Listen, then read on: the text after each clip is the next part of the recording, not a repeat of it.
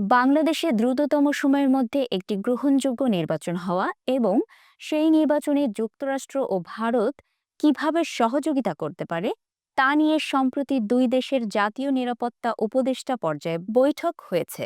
শনিবার কলকাতায় আমেরিকান সেন্টারে সাংবাদিকদের সঙ্গে মতবিনিময়কালে এই তথ্য জানিয়েছেন ভারতে নিযুক্ত মার্কিন রাষ্ট্রদূত এরিক গারসেটি। মতবিনিময় সভায় এরিক গারসেটি জানান, গত 6 জানুয়ারি যুক্তরাষ্ট্রের জাতীয় নিরাপত্তা বিষয়ক উপদেষ্টা জ্যাক সুলিভান এবং ভারতের জাতীয় নিরাপত্তা বিষয়ক উপদেষ্টা অজিত দেওয়ালের মধ্যে একটি বৈঠক হয়েছে এবং সেই বৈঠকের একটি বড় অংশ জুড়ে ছিল বাংলাদেশ এবং সম্ভাব্য নির্বাচন। আমি নিজে সেই বৈঠকে উপস্থিত ছিলাম, আলোচনায়ও অংশ নিয়েছি।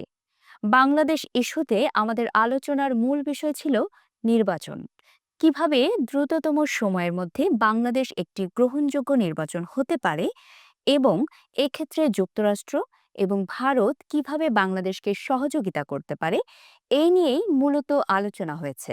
এছাড়া আলোচ্য সূচিতে বাংলাদেশের সংখ্যালঘুদের নিরাপত্তার ইস্যুটিও ছিল উল্লেখ করে রাষ্ট্রদূত বলেন, বিদায়ী প্রেসিডেন্ট জো বাইডেন এবং আসন্ন প্রেসিডেন্ট ডোনাল্ড ট্রাম্প উভয়ই বাংলাদেশের সংখ্যালঘুদের অধিকার ও নিরাপত্তার ব্যাপারে গুরুত্ব আরোপ করেছেন। আসলে আমরা সবাই বাংলাদেশকে একটি স্থিতিশীল, উন্নয়নমুখী এবং সহনশীল দেশ হিসেবে দেখতে চাই।